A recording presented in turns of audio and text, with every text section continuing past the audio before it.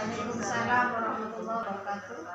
Puji syukur kehadirat Allah Subhanahu wa Ta'ala, karena pada siang hari ini kita masih diberi kesempatan berkumpul bersama di ruangan ini guna mengikuti diseminasi budaya positif, menyebarkan pemahaman dan penerapan pengalaman budaya positif yang akan disajikan oleh Ibu Desi Catur Kusumawardani SPD. Baik, sebelum acara dimulai, kita buka acara ini bersama-sama dengan baca basmalah. Bismillahirrahmanirrahim. Acara selanjutnya yaitu adalah sambutan. Sambutan akan diberikan oleh Bapak Kepala Sekolah SMP Negeri 6 Pamekasan, Bapak Suherman Afandi.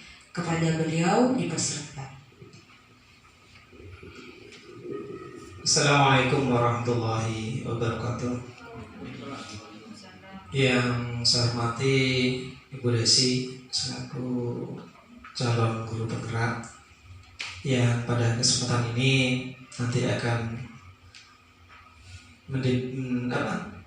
diseminasi akan menyampaikan diseminasi tentang budaya positif, dan saya berharap nanti dari Bapak dan Ibu sekalian benar-benar memperhatikan, menyimak, dan sekaligus nanti bisa sharing tentang budaya positif yang akan disampaikan oleh Bu Desi. Yang pada dasarnya budaya positif itu adalah merupakan keyakinan atau perilaku positif atau kebiasaan positif yang nanti bisa kita laksanakan di sekolah kita, yang nantinya bisa mencetak peserta didik kita menjadi anak-anak yang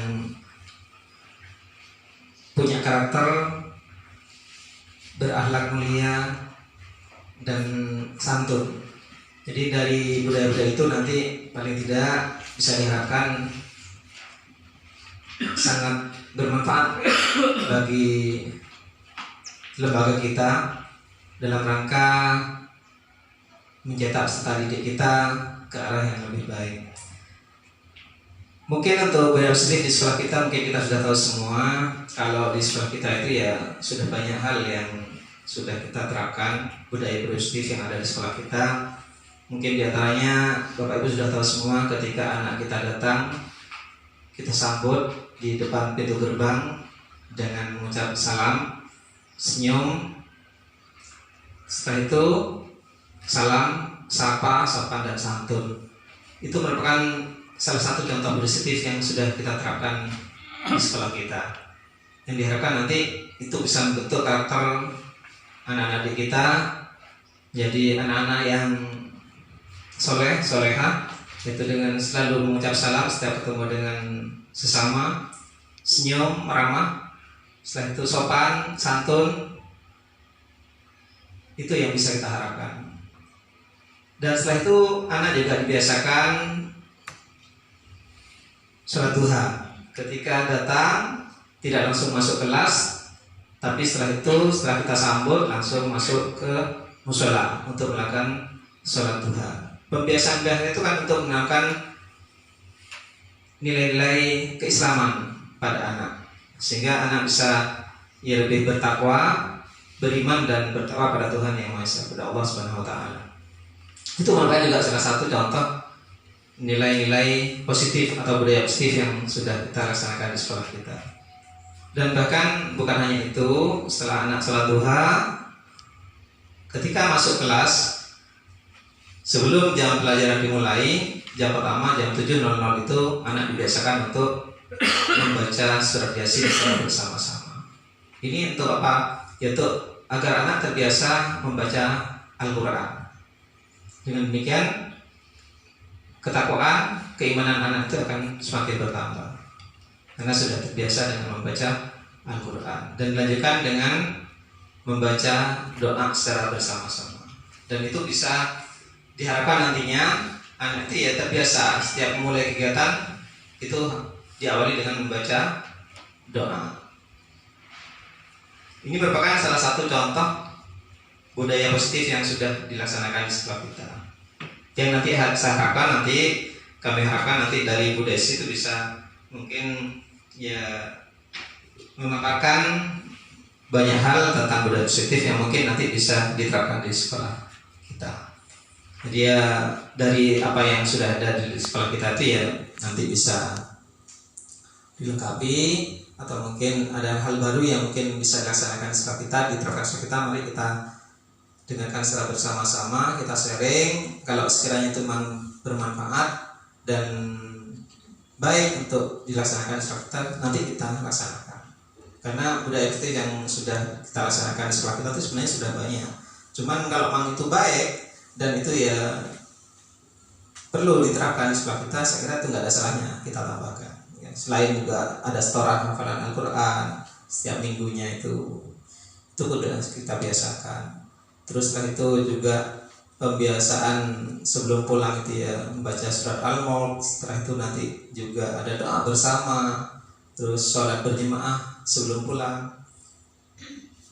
Namun saya kira masih banyak hal yang mungkin perlu kita sempurnakan. Maka itu kita harapkan nanti dari apa yang disampaikan Bu Desi itu ya bisa bermanfaat untuk sekolah kita. Kalau memang itu ya baik dan mungkin bisa diterapkan dan memang perlu diterapkan di sekolah kita, ya mari kita sharing secara bersama-sama untuk diterapkan nantinya. Karena gak ada salahnya. Ya semua budaya positif yang muncul nanti kalau memang itu ya penting dan itu perlu diterapkan sekolah kita, gak apa-apa, gak ada salahnya kita terapkan untuk tahun pelajaran yang akan datang. Karena ini masih di awal tahun pelajaran ya, mungkin mulai bulan ini juga bisa dilaksanakan. Jadi nggak ada kata terlambat, bisa juga dimulai dari bulan Agustus ini sudah bisa kita laksanakan. Untuk kedepannya juga begitu. Mungkin hanya itu yang bisa saya harapkan, dan saya harapkan nanti teman-teman guru nanti bisa perhatikan dengan seksama. Kita bisa sharing dari apa yang nanti disampaikan oleh Bu Desi itu. Ya kita silakan sharing, berikan masukan-masukan untuk kesempurnaan ya budaya baik yang akan kita terapkan di sekolah kita. Demikian yang bisa saya sampaikan. Terima kasih. Kurang lebihnya maaf. Assalamualaikum warahmatullahi wabarakatuh. Terima kasih diucapkan kepada Bapak Sulaiman Apandi yang sudah berkenan memberikan sambutan pada acara diseminasi budaya positif kali ini. Baiklah, acara selanjutnya kita akan bersama-sama mendengarkan materi yang akan dipaparkan langsung oleh Ibu Desi Catur Kusumawardani. Kepada Ibu Desi dipersilakan.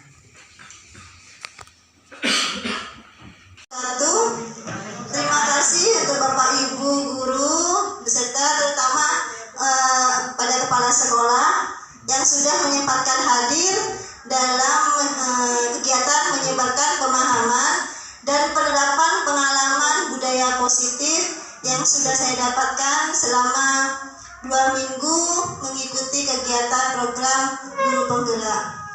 Sebelum saya mulai, marilah sebentar kita mendengarkan lagu Harapan Pelajar Pancasila yang dimana di sini juga merupakan harapan siswa-siswi kita yang ingin kita penuhi juga.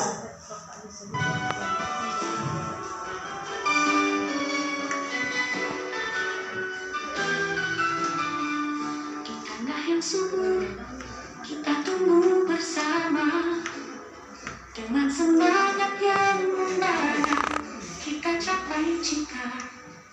Berlandaskan Pancasila kita melangkah menjadi pelajar yang bijaksana, penuh percaya. Bersama kita mengubah nilai-nilai di setiap langkah kita, di setiap cinta yang terukur. Kita belajar Pancasila, cerdas dan bijak. Dengan rasa tanggung jawab kita maju bersama, berintegritas dan gotong royong penuh percaya. Pancasila untuk Indonesia.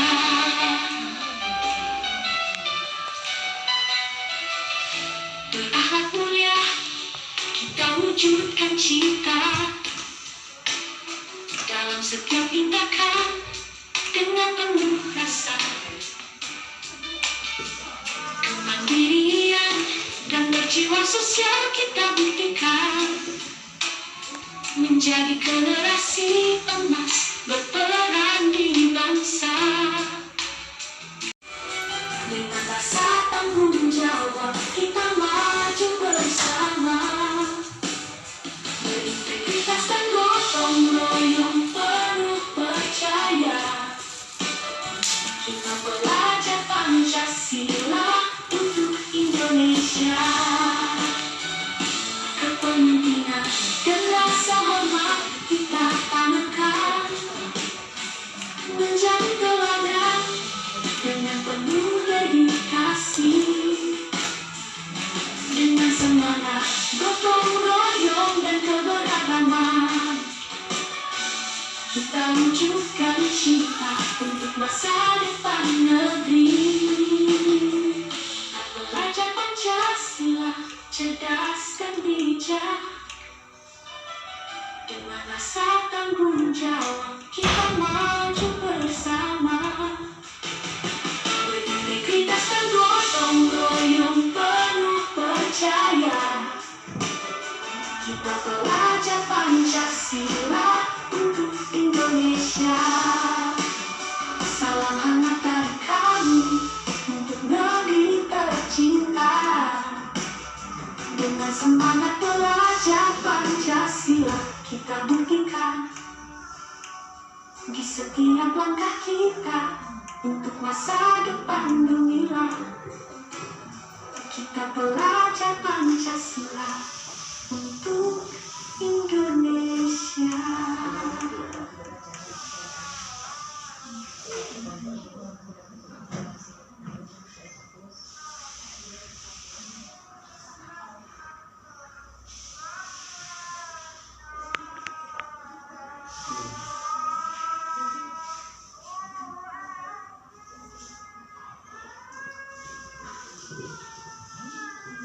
Alhamdulillah.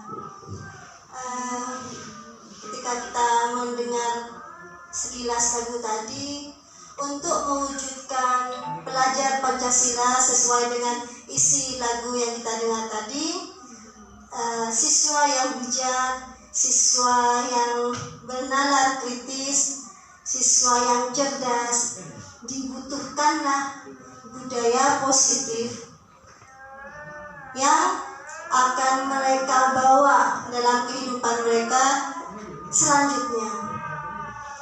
Konsep inti dari budaya positif itu ada 8 hal. Yang pertama, perubahan paradigma belajar. Jadi paradigma atau pandangan belajar kita juga siswa kita haruslah kita rubah perlahan-lahan sehingga paradigma belajar yang baru bisa kita terapkan selanjutnya. Kemudian disiplin positif, saya rasa sudah banyak teman-teman yang tahu disiplin positif itu yang bagaimana.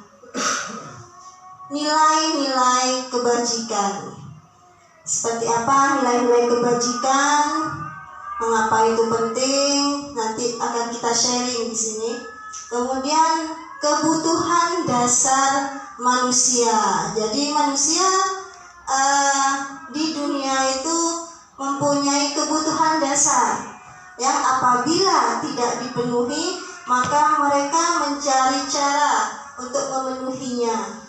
Nah, ini mungkin akan menjadi dasar dari pola tingkah siswa kita. Motivasi perilaku manusia. Perilaku manusia itu ada motivasi, apakah motivasinya dari dalam atau dari luar. Nanti kita sharing bersama. Posisi kontrol guru.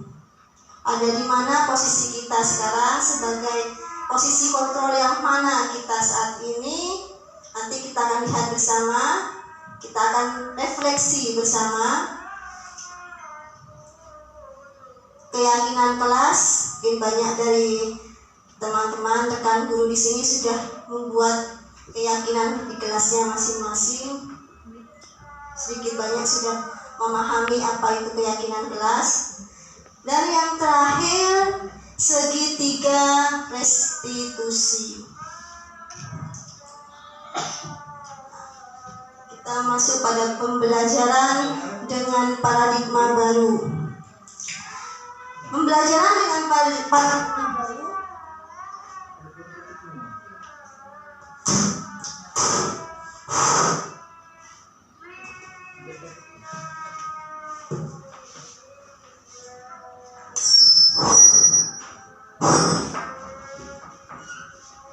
Pembelajaran dengan paradigma baru merupakan pembelajaran yang dirancang berdasarkan prinsip pembelajaran berdiferensiasi, sehingga para peserta didik belajar sesuai dengan kebutuhannya, berdasarkan tahap perkembangan sesuai teori psikologi modern untuk mewujudkan profil pelajar Pancasila. Di sini profil pelajar Pancasila, seperti kita ketahui semua, ada kebinekaan global, gotong royong, kreatif, bernalar kritis, beriman dan bertakwa kepada Tuhan Yang Maha Esa, mandiri.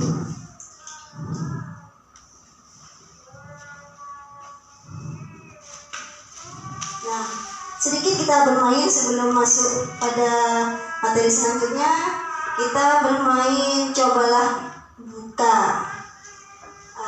Saya minta pada Bapak Ibu berpasangan. Sebentar.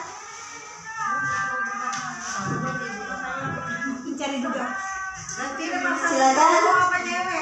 Boleh dengan cowok cewek, boleh dengan bapak kepala sekolah.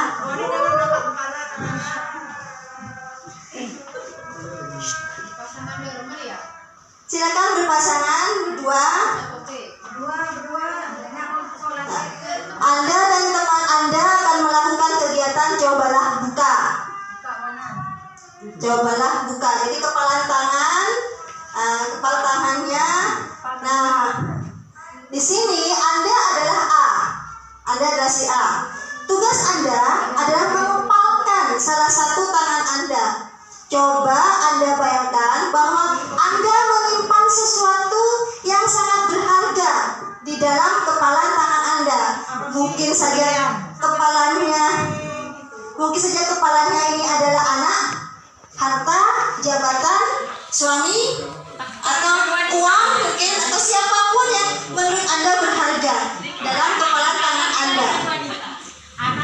Nah, Anda perlu menjaga benda tersebut sekuat tenaga Anda, karena begitu pentingnya kehidupan Anda. Yang jika benda ini terlepas dari Anda, maka Anda akan sangat merasa kehilangan, atau mungkin kalau ini terlepas Anda akan mati. Dan itu berharganya. Nah, siapa yang mau digenggam? anak. Tugas B rekan Anda, sebelah Anda, adalah mencoba dengan segala cara untuk membuka kepala tangan Anda. Jadi saya Bu Yudani dengan Bu Ana. Nah, Bu Yudani si A, Bu Yudani memegang genggamannya, benda berharganya. Kemudian Bu Ana membujuk Bu Yudani. Boleh untuk dibuka, boleh dengan rayuan, dimarahi, misalnya diancam, diintimidasi, digelitik, misalnya, atau dengan cara apa saja. Misalnya, ayo Bu Yudani, saya memberikan 10M. Asalkan sampai mau membuka kepala tangannya, bisa seperti itu. Nah, sekarang yang saya tanyakan ke Bu Yudani, apakah akan dibuka kepala tangannya? Kalau dikasih 1M, apakah akan dibuka? Gimana Bu Yudani?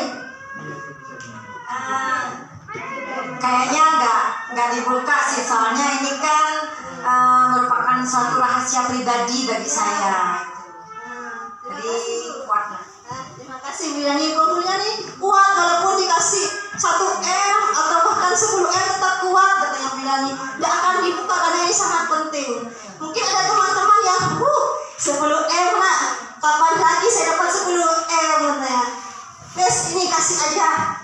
bisa saja seperti itu. Nah, kita tidak bisa mengontrol orang lain.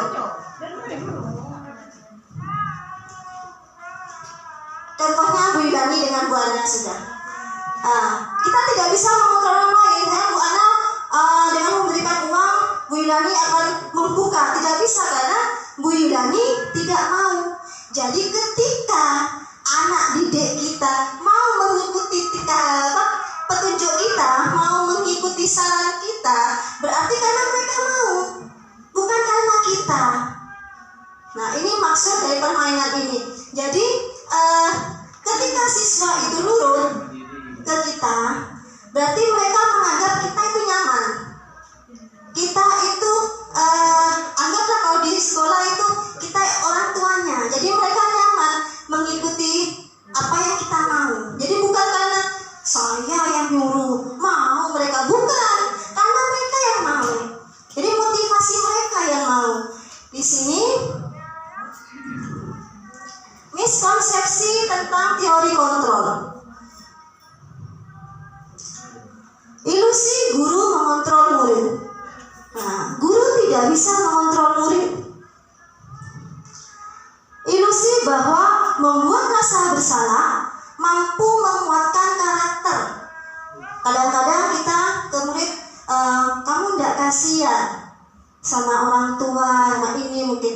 Kita mengatakan seperti itu biar murid berpikir maunya kita. Kalau oh iya ya, orang tua saya bekerja siang malam gini-gini. Akhirnya kita bisa mengontrol mereka dengan cara itu. Itu kalau mereka mau. Tapi kalau mereka cuek saja, mereka tetap tidak akan ikut.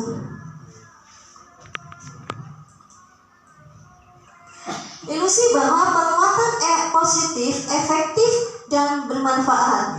Maksudnya penguatan positif atau bujukan adalah bentuk kontrol yang mencakup upaya untuk mempengaruhi murid agar melakukan suatu perilaku tertentu.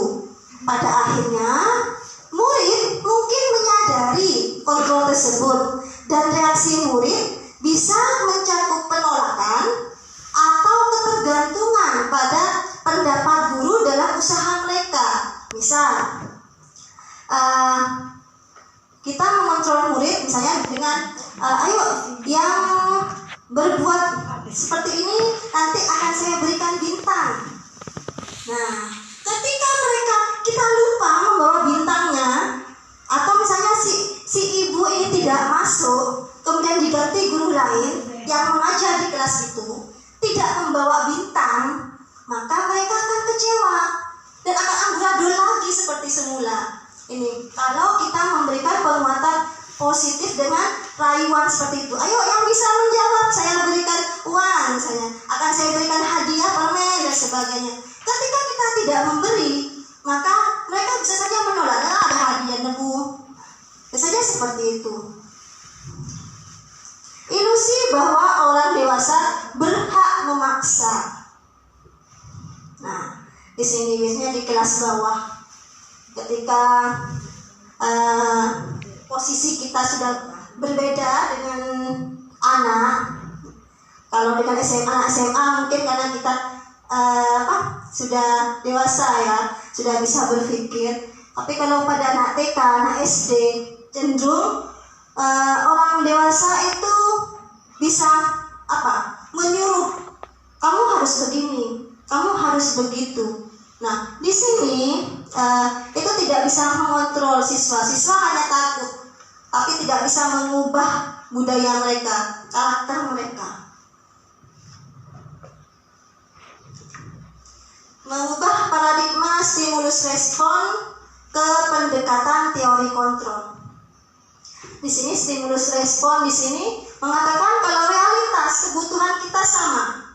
Kita menganggap kebutuhan kita sama, padahal kebutuhan kita berbeda. Si A dengan si B beda. Walaupun kakak adik juga berbeda. Semua orang melihat hal yang sama. Nah, sebenarnya setiap orang memiliki gambaran berbeda. Walaupun dalam satu sekolah, satu rumah sekalipun, pandangannya terhadap sesuatu itu berbeda, karena pengalaman hidupnya juga berbeda. Jadi ketika menghadapi si A atau si B, kita posisikan diri kita menjadi si A. Jadi tidak langsung menjudge, oh anak ini nakal, oh anak ini tingkahnya buruk dan sebagainya. Mungkin ada dasar-dasar yang kita tidak ketahui. Kita mencoba mengubah orang agar berpandangan sama dengan kita. Nah ini sebaiknya diubah. Kita berusaha memahami pandangan orang lain tentang dunia. Jadi bukan pandangan kita yang kita paksakan pada orang lain, tapi kita mulai melihat pandangan mereka terhadap suatu masalah yang sedang terjadi. Perilaku buruk dilihat sebagai suatu kesalahan. Nah, nanti kita akan sharing bersama. Perilaku itu setiap tindakan siswa itu pasti dia punya tujuan, walaupun mereka tidak sadar kalau itu salah. Bagi mereka yang jiwanya sedang hot-hotnya, sedang menyala, nah ini benar, yang saya lakukan itu benar. Cuma karena kita sudah banyak makan garam kehidupan, jadi kita merasa ini salah. Nah tapi kalau kita memaksakan pandangan kita, maka mereka tidak akan berubah. Orang lain bisa mengontrol saya.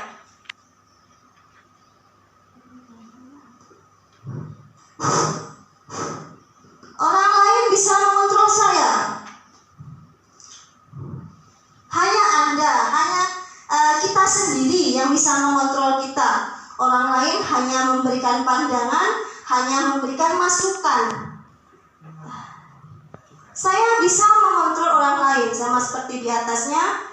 Anda tidak bisa mengontrol orang lain, kecuali orang lain itu bersedia dikontrol oleh Anda. Pemaksaan ada pada saat bujukan gagal.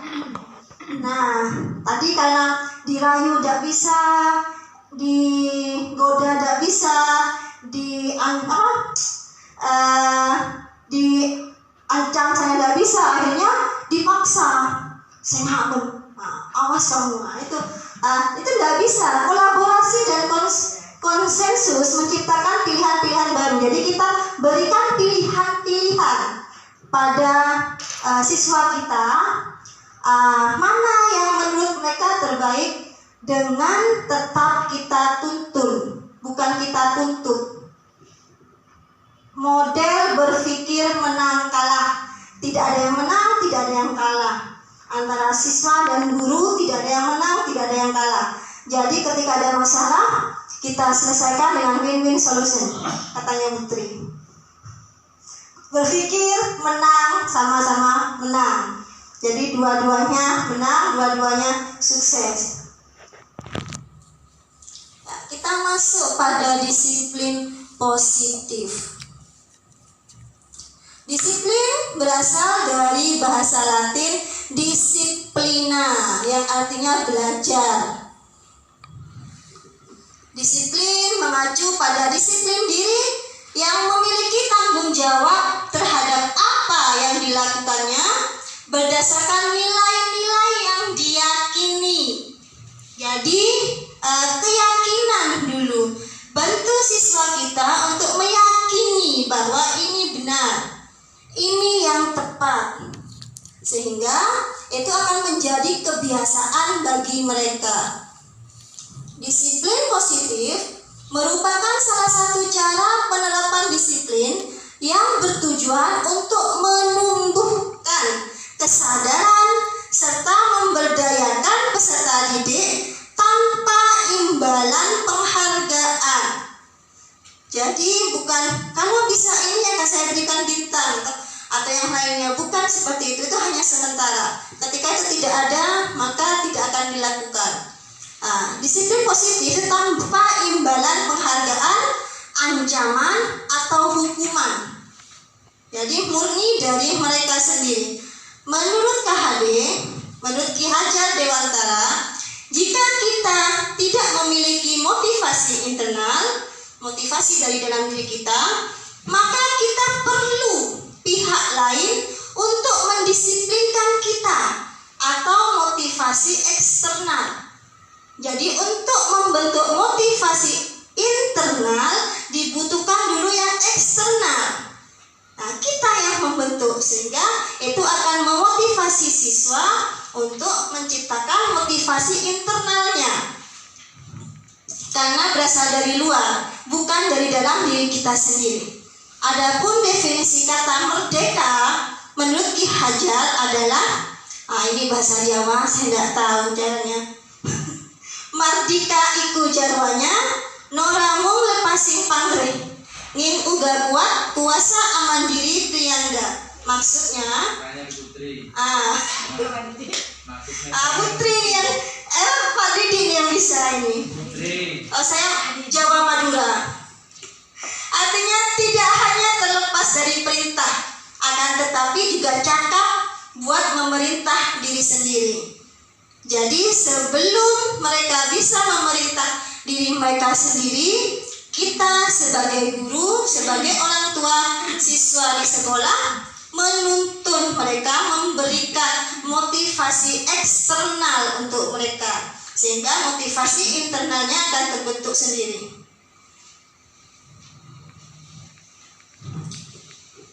Disiplin positif seperti yang Bapak Kepala Sekolah tadi jelaskan, pembiasaan hal yang baik mencakup sikap atau perilaku maupun tutur kata oleh seluruh warga sekolah.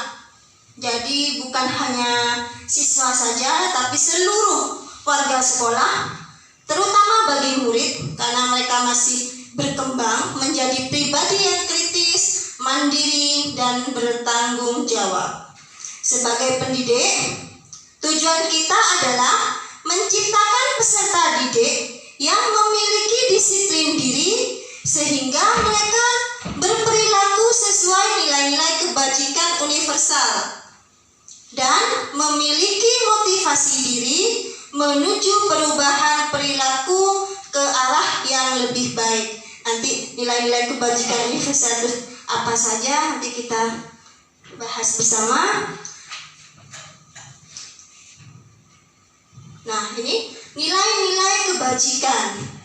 Nilai-nilai kebajikan itu adalah nilai yang disepakati bersama, lepas dari suku, bangsa, agama, bahasa maupun latar belakangnya. Jadi agamanya apa saja, sukunya apa saja, bagi mereka, terutama bagi Indonesia, nilai kebajikan kita sama. Kalau menurut kita Islam bergotong royong itu baik, maka menurut agama lain juga baik. Menurut orang Madura misalnya, menghormati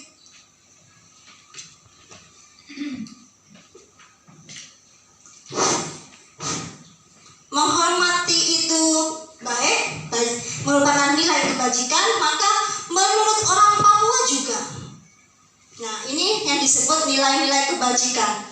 Contoh nilai kebajikan suatu organisasi. Di sini nilai kebajikan dalam profil pelajar Pancasila: beriman, bertakwa kepada Tuhan Yang Maha Esa, berakhlak mulia, mandiri, primary years program. Ya, betul, primary years program ya Putri bacanya. PYP. Toleransi, rasa hormat, integritas, mandiri, menghargai, dan sekian itu sudah di depan.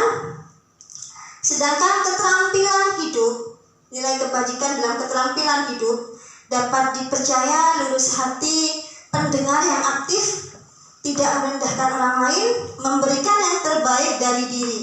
Nah, nilai-nilai kebajikan ini yang ingin kita terapkan pada siswa-siswi kita, minimal beberapa lah untuk siswa yang masih baru. Nah, untuk memenuhinya di sini ada 5 kebutuhan dasar manusia. 5 kebutuhan dasar manusia itu adalah sesuatu yang kita lakukan untuk mendapatkan apa yang kita inginkan. Seluruh tindakan yang kita lakukan memiliki tujuan tertentu, dan semua usaha terbaik yang kita lakukan adalah dalam rangka agar kebutuhan dasar itu terpenuhi dengan baik. Jadi bila 5 kebutuhan, salah satu dari kebutuhan dasar manusia ini tidak terpenuhi, maka akan terjadilah pola tingkah yang menurut kita agak berbeda dari siswa kita. Jadi sebelum kita menjudge, oh si A ini begini, si A begitu, alangkah lebih baiknya kalau kita mengenal dulu kebutuhan dasar apa yang anak saya ini belum terpenuhi. Nah, mungkin dengan memenuhi kebutuhan dasar mereka itu akan ada perubahan dari pola tingkah siswa kita. Nah, ini 5 kebutuhan dasar manusia. Yang pertama, kebutuhan dasar bertahan hidup. Katanya Pak Sarip, survive katanya Pak Sarip. Bertahan hidup. Nah, bisa dari makanan, pakaian, tempat tinggal, keamanan, kesehatan. Mungkin kalau misalnya siswa kita suka merampas makanan temannya, ya saja karena mereka lapar. Mungkin saja mereka di rumah belum makan. Nah, jadi mereka mau minta, tak kira beri, akhirnya dia rampas. Jadi bisa dicari dulu mengapa mereka seperti itu. Yang kedua, ini mungkin kebutuhan dasar banyak dari siswa-siswi kita, yaitu kebutuhan akan kasih sayang. Asal diterima, dipedulikan, berbagi, kerjasama, menjadi bagian dalam kelompok. Kadang-kadang siswa itu ketika kita tidak mempedulikan, maka mereka mencari cara supaya kita perhatikan mereka. Ini banyak sekali kita temukan seperti itu. Maksudnya saya yang temukan seperti itu. Jadi siswa ketika dia diberi kepercayaan tertentu, mereka merasa diterima, akan mereka kerjakan. Nah, itu bagus. Yang awalnya kita menganggap, oh dia itu malas, dia begini. Tapi setelah diberi kepercayaan, coba kamu kerjakan ini. Nah, kamu sebagai ketuanya misalnya. Nah, dia merasa, oh saya ketua, saya berarti hebat di kelas. Mereka akhirnya bisa. Dan bagus, ketika maju ke depan bisa. Yang awalnya kita menganggap tak kira bisa, nah ternyata bisa. Kalau kebutuhan dasar mereka terpenuhi. Yang berikutnya penguasaan. Jadi beberapa siswa atau mungkin hampir semuanya siswa, dia butuh dijaga harga dirinya, keinginannya untuk dianggap saya bisa.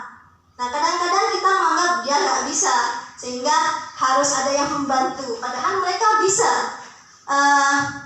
memimpin, berprestasi, diakui dan didengar. Ya, kadang-kadang kita tidak mendengar mereka, tapi langsung menjudge, oh kamu kenapa seperti ini, kamu kenapa seperti itu. Nah, di sini mereka merasa penguasaan, ingin berkuasanya itu dilanggar, sehingga mereka memberontak. Kebebasan atau freedom di sini mandiri, memiliki pilihan, mencoba hal-hal baru, mampu mengendalikan arah dirinya.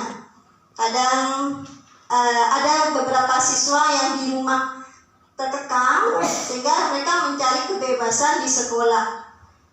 Dan kalau misalnya di sekolah mereka juga terlalu dikekang, maka mereka akan mencari kebebasan di luar.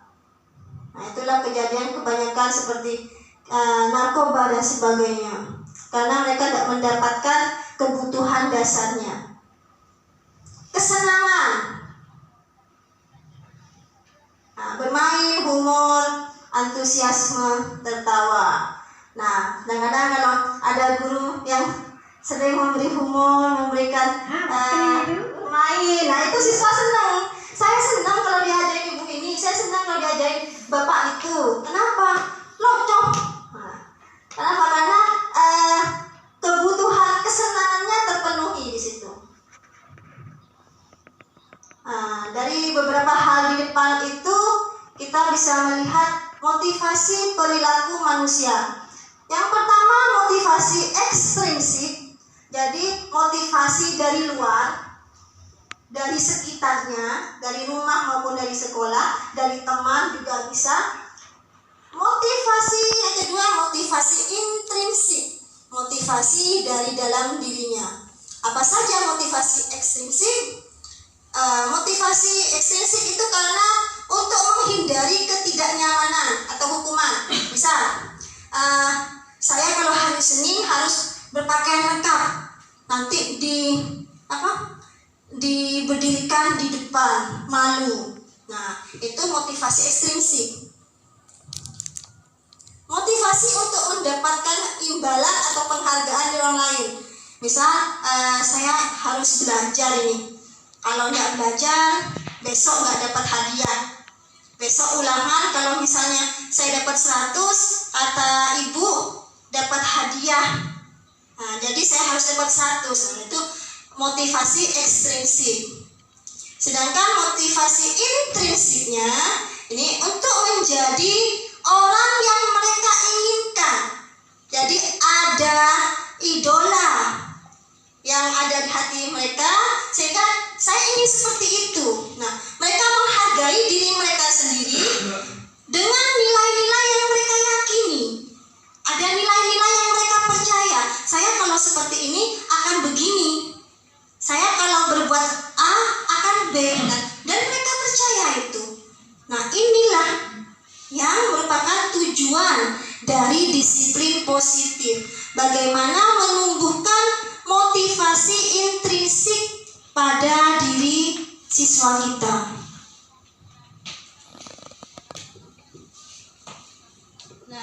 Nah, di sini ada 5 posisi kontrol guru. Jadi ada di mana kita, ada di posisi yang mana kita. Penghukum, pembuat rasa bersalah, teman, sebagai pemantau atau sebagai manajer. Apa saja maksud semuanya ini? Satu-satu akan kita lihat melalui contoh. Di sini contoh penerapan 5 posisi kontrol guru. Kasusnya, siswa tidak memakai atribut lengkap saat upacara. Hormat kepada bendera selama 1 jam. Termasuk apa, Bapak Ibu? Penghukum. Ya. Kalau kita ada di posisi ini, berarti kita sebagai kontrol penghukum. Kalau begini, berapa kali ibu bapak harus beritahu kamu, tetapi kamu selalu membuat kecewa ibu bapak. Membuat rasa bersalah. Ya, ini membuat rasa bersalah. Menurut bapak ibu, penghukum dan pembuat rasa bersalah itu mana yang lebih baik? Tidak ada yang baik. Tidak ada yang baik. Ya, kita lihat yang penghukum dulu. Seorang penghukum bisa menggunakan hukuman fisik maupun verbal.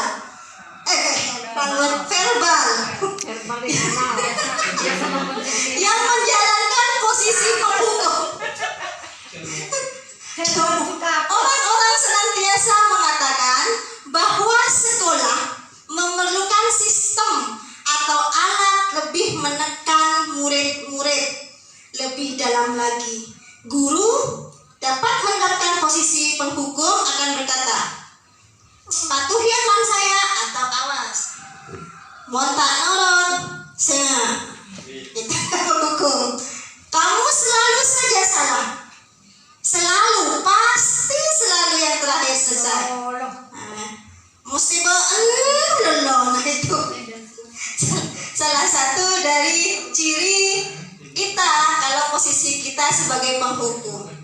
Guru seperti ini senantiasa percaya hanya ada satu cara agar pembelajaran bisa berhasil, yaitu cara dia. Ciri khas penghukum adalah nada suara tinggi, bahasa tubuh mata melotot, jari menunjuk-nunjuk dan menghardik. Sengak. Awas. Membuat rasa bersalah. Nah, kalau membuat rasa bersalah biasanya menggunakan keheningan yang membuat orang lain merasa tidak nyaman, bersalah atau rendah diri. Jadi siswa ketika kita memposisikan diri kita sebagai pembuat rasa bersalah, siswa akan merasa rendah diri, merasa tidak berarti, merasa sudah melakukan sangat salah. Nah, biasanya yang keluar kata-kata lembut seperti Bapak sangat kecewa sekali dengan kamu. Di posisi ini murid akan memiliki penilaian buruk terhadap dirinya. Kok salah, engkau gendeng, engkau gila. Seperti itu membuat dia menjadi down.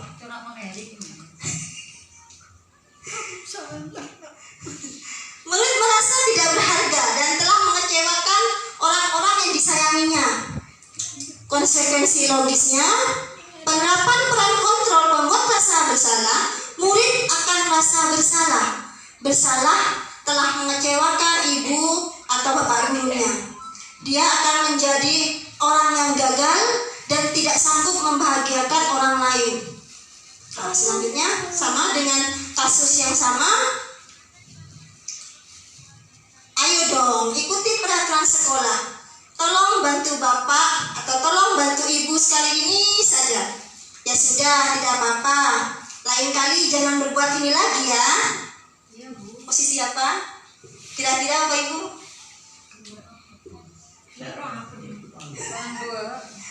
Apa kira-kira kalau kita mengatakan, ayo dong, ikuti peraturan sekolah.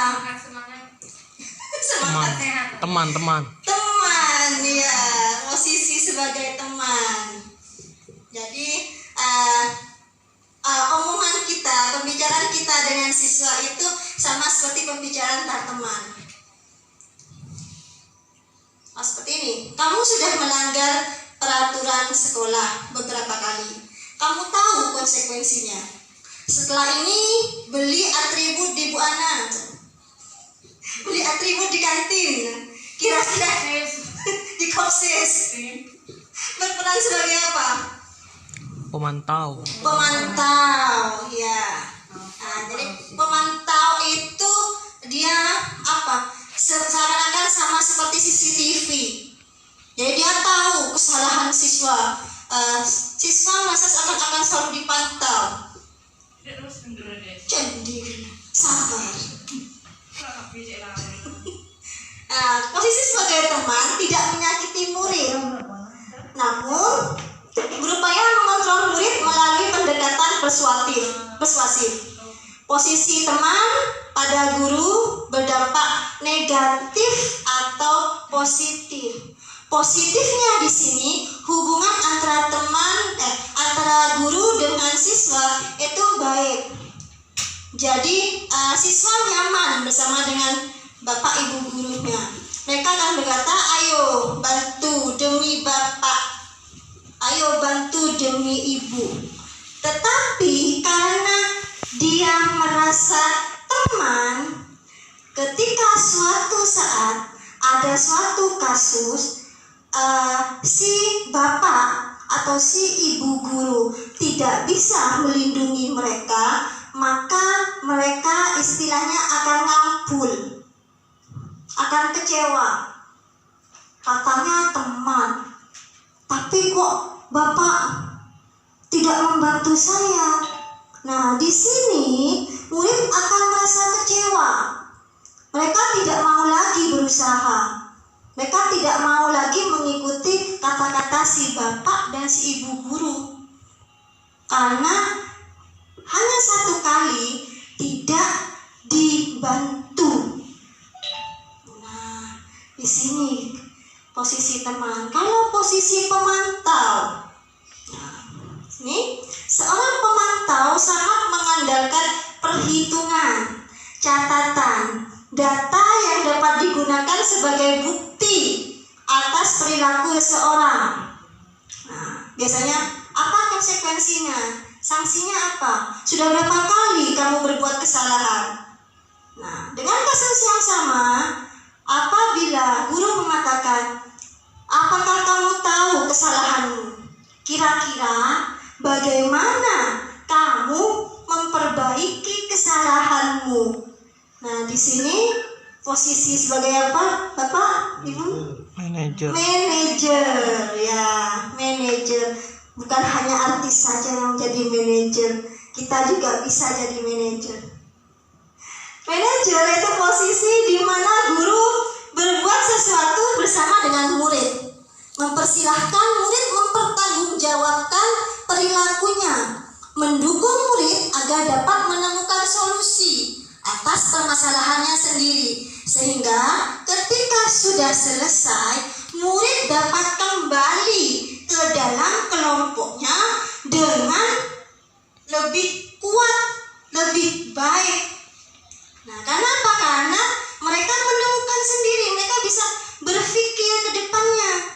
Oh ya, kalau saya seperti ini lagi, maka saya akan begini. Mereka tahu kalau ini salah. Mereka dibimbing oleh kita. Kamu tahu ini benar apa salah menurut kamu, misalnya. Apa yang akan kamu lakukan selanjutnya? Maka dengan begitu, murid bisa menempatkan diri mereka dalam kelompoknya tanpa malu.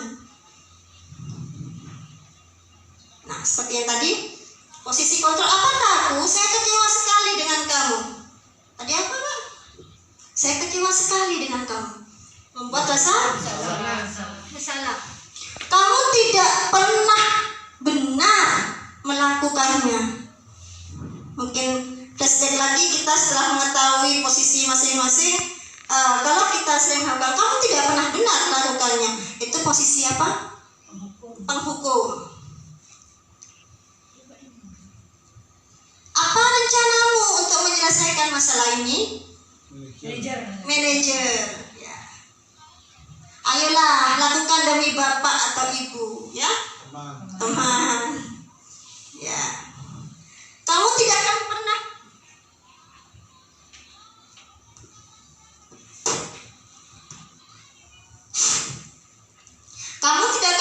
mendapatkan nilai jika tidak mengerjakan tugas. Posisi pemantau. Nah, ini bedanya hukum, konsekuensi, dan restitusi. Kalau hukuman tidak terencana atau tiba-tiba siswa berbuat salah, kita langsung memberikan hukuman. Jadi murid tidak tahu apa yang akan terjadi, apa yang akan diberikan pada dia, karena dia tidak diajak ngomong. Jadi hanya bersifat satu arah. Konsekuensi sudah ada, murid tahu. Misalnya sudah ada di buku merah, misalnya. Jadi murid tahu hukumannya apa. Tapi di sini tetap tidak nyaman. Nah, restitusi di sini proses menciptakan murid memperbaiki kondisi kesalahan. Nanti kita akan belajar bersama restitusi itu seperti apa. Segitiga restitusi, ya. Sebelum masuk ke segitiga restitusi, kita ke, nah ini hampir semua terutama wali kelas mungkin sudah melaksanakan ini, keyakinan kelas atau keyakinan sekolah.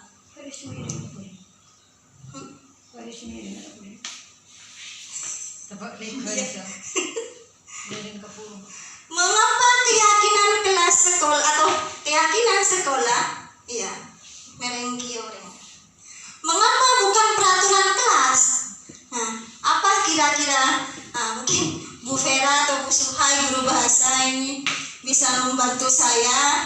Bedanya keyakinan dan peraturan. Mengapa harus keyakinan kelas? Mengapa bukan peraturan kelas?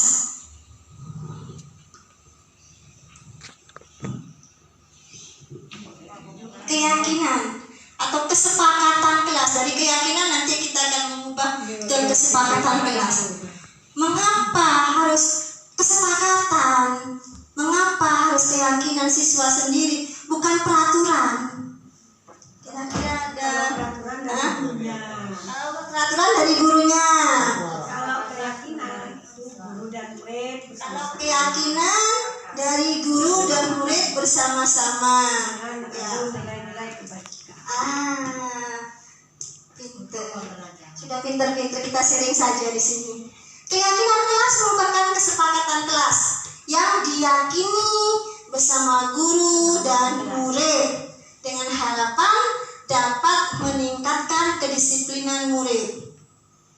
Contoh keyakinan kelas. Sini, selalu bersikap positif. Belajar. Setiap anggota kelas perlu belajar, perlu senang. Setiap anggota kelas melaksanakan tugasnya. Nah, ini keyakinan kelas. Di sini,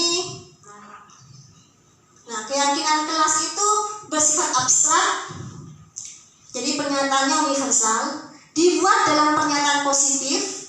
Jadi bukan dilarang tidur di kelas, dan dirubah kata-kata negatifnya dirubah menjadi kata-kata positif. Seperti apa kata-kata positif? Bu Vera dan Bu Suhai nanti akan membantu menyesuaikan sedikit saja agar mudah diingat sesuai dengan kondisi kelas. Jadi kelas A, kelas B, kelas C, kelas D itu berbeda sesuai dengan siswanya sendiri. Semua warga sekolah atau warga kelas dilibatkan dalam membuat keyakinan kelas. Nah, ini contoh dari kelas 7 yang membuat keyakinan kelas kemarin awal ajaran. Sini.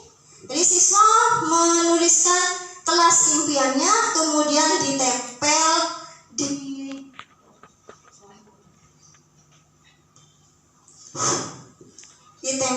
di papan.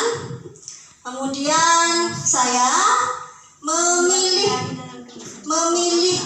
dari yang ditempel siswa itu yang sama saya pisahkan, sehingga yang berbeda saja saya letakkan pada karton di sebelahnya. Kemudian setelah siswa menyepakati, siswa memberikan tanda tangannya. Kalau mereka setuju, mereka sudah sepakat dengan keyakinan kelasnya. Nah, di sini keyakinan kelas keyakinan kelas 7A yang saya taruh di sini. Itu ada fotonya kelas 7A. Saling menghormati dan menghargai, bertanggung jawab, budayakan 5S, menjaga kebersihan, menjaga ketertiban dan keamanan, menolong teman, disiplin. Nah, ini kesepakatannya, keyakinan mereka. Jadi ketika mereka keluar sedikit dari keyakinan ini, kita tinggal mengingatkan, ayo apa keyakinannya, tinggal seperti itu, maka mereka akan memperbaikinya sendiri. Nah, kita masuk pada pembicaraan terakhir, segitiga restitusi. Suatu peristiwa dialog yang dijalankan guru atau mungkin kita di rumah agar dapat menghasilkan siswa atau anak yang mandiri dan bertanggung jawab. Di sini tahapan dari segitiga restitusi. Sebelumnya menstabilkan identitas dulu. Jadi siswa diingatkan dulu, stabilkan dulu identitasnya. Kemudian kalau kenapa kamu seperti ini? Misalnya, saya begini Pak, atau saya begini Bu. Ya tidak semuanya orang itu sempurna. Kamu itu sudah baik, misalnya.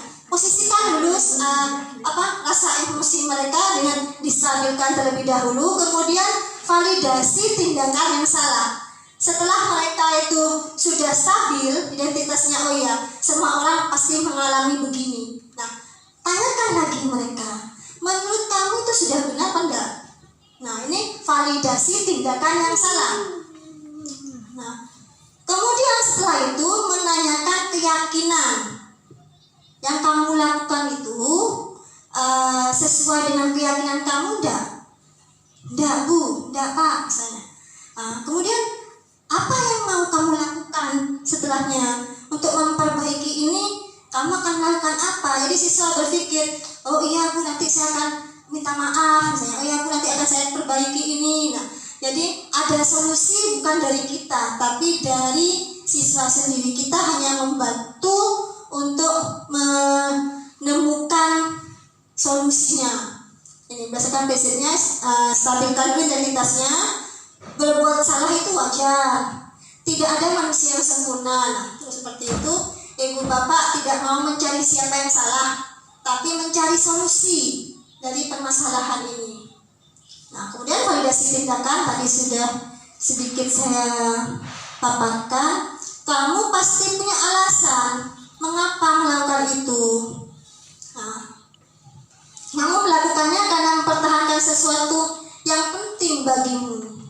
Ini dulu. Kemudian menanyakan keyakinan. Apa keyakinan kelas kita? Nilai apa yang kita sepakati bersama? Kamu ingin jadi yang seperti apa? Nah, ini ada contoh praktek yang kelihatan dari ke belakang. Ini yang kemarin saya kerjakan di tugas demonstrasi dekon. Ini ada satu kasus siswa membolos saat guru rapat.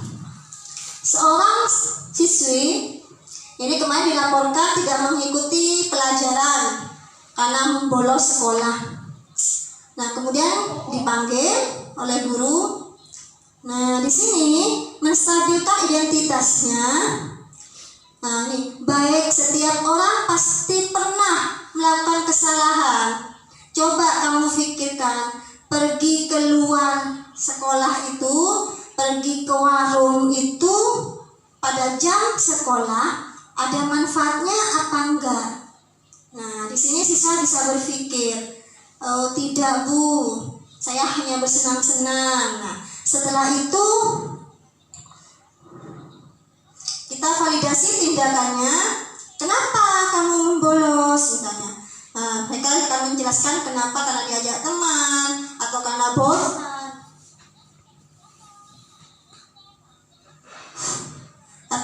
bosan misalnya. Kemudian ditanya, sekarang kamu sudah paham, kamu sudah sadar, masih akan membolos lagi enggak? Nah, itu siswa akan mengatakan, enggak Bu, saya malu atau apa misalnya. Nah, baru kita tanyakan dulu, untuk kedepannya gimana? Kalau misalnya ada rapat lagi, apa kamu masih mau membolos lagi atau bagaimana menurut kamu? Jadi siswa akan menyampaikan solusi terhadap kasusnya sendiri. Dan kasus yang kedua sama juga, cuma kasusnya yang berbeda. Penutup terakhir, dalam penerapan program disiplin positif, hendaknya guru memiliki standar kepribadian profesional dan sosial yang baik, di mana guru mampu merefleksi dirinya dalam posisi kontrol saat ini. Bagaimana perjalanan dirinya sebagai among? Nah, menurut Ki Hajar Dewantara, kita sebagai among, dulu kita mengerjakan di PMM. Nah, among di sini adalah menuntun atau manajer yang menuntun murid-muridnya menjadi insan yang mandiri, merdeka, dan bertanggung jawab, sama seperti standar nasional pendidikan kita. Nah, mungkin ada tambahan dari Bapak Ibu, kita sharing bersama. Oh iya, ada kejadian begini. Nah, mungkin ada masukan dari Bapak Ibu, saya persilahkan.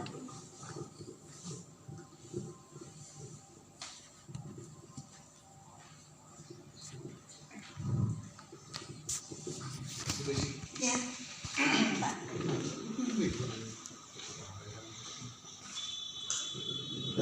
Terima kasih Bu Desi. Saya cuma sharing saja bahwa menurut saya setiap guru itu punya posisi kontrol yang mirip ya, yang mirip. Artinya sebagai teman ada, sebagai penghukum juga ada, dalam satu guru sebagai pemantau juga ada sebagai manajer. Cuma yang muncul yang mana itu tergantung kepada situasi atau kondisi yang ada pada saat menghadapi siswa. Jadi pada kasus-kasus tertentu mungkin yang muncul adalah sebagai teman. Pada anak tertentu bisa jadi kontrol sebagai penghukum yang muncul. Jadi saya rasa setiap guru itu punya posisi kontrol yang macam-macam. Cuma kadang-kadang memang ada seorang guru yang dominan di penghukum, ada juga yang dominan di teman, ada juga yang juga punya sisi manajerial yang baik. Cuma memang dalam kasus-kasus tertentu posisi kontrol yang berbeda-beda itu juga muncul sesuai dengan kondisi dan situasi yang ada. Ini menurut saya. Terima kasih. Tapi kan emang kalau ada yang saya menanggapi dari pertanyaan Pak Sarip. Jadi memang setiap guru, setiap murid itu memang punya karakteristik sendiri. Jadi ada guru yang kata Pak Sarip tadi dominan sebagai penghukum misalnya. Contoh misalnya saya misalnya di penghukum. Tetapi memang disarankan dan dianjurkan kalau setiap guru itu bergerak mendekati posisi manajer. Itu harapannya. Sehingga anak-anak itu merasa nyaman. Jadi kalau kita memang harus dalam tanda kutip mengubah karakter anak, itu kita sendiri yang memang harus berubah. Jadi mengurangi yang dari posisi penghukum atau pembuat rasa bersalah mendekati pada posisi sebagai manajer. Begitu juga dalam bentuk pemberian hukumannya. Jadi dari pemberian hukuman itu diharapkan kita bergerak pada restitusi. Sehingga anak-anak itu ketika misalnya dia merasa bersalah atau dia salah, dia akan menemukan sendiri hal-hal apa yang harus dia lakukan dan dia tidak boleh lakukan. Jadi misalnya dia tadi tidak pakai atribut. Nah, dia sendiri yang nanti akan memutuskan kalau nanti misalnya, saya minggu depan tidak pakai lagi, maka saya akan begini. Nah, itu harus muncul dari dalam diri anak itu sendiri, bukan dari kita sebagai guru. Jadi kesadaran itulah yang kita sebut dengan disiplin positif, bukan disiplin paksaan. Itu maksudnya seperti itu. Jadi kita bersama-sama bergerak ke arah manajer. Tidak mudah dan itu butuh latihan. Kadang kita masih melotot, suara tinggi, menghardik, itu pasti muncul itu. Karena dominasi kita dalam karakter kita sendiri. Jadi itulah yang diharapkan dari adanya kurikulum merdeka ini pada disiplin positif. Demikian dari saya, terima kasih. Assalamualaikum warahmatullahi wabarakatuh. Assalamualaikum warahmatullahi wabarakatuh. Terima kasih atas tambahan dari Ibu Tri. Demikian diseminasi ini saya sampaikan. Terima kasih sebanyak-banyaknya pada teman-teman yang sudah meluangkan waktunya 1 jam lebih untuk mendengarkan dan berdiskusi tentang budaya positif. Semoga apa yang kita bicarakan hari ini bisa memberikan manfaat yang luar biasa untuk sekolah kita SMP Negeri 6 Pamekasan. Demikian dari saya. Wabillahi taufiq wal hidayah. Wassalamualaikum warahmatullahi wabarakatuh.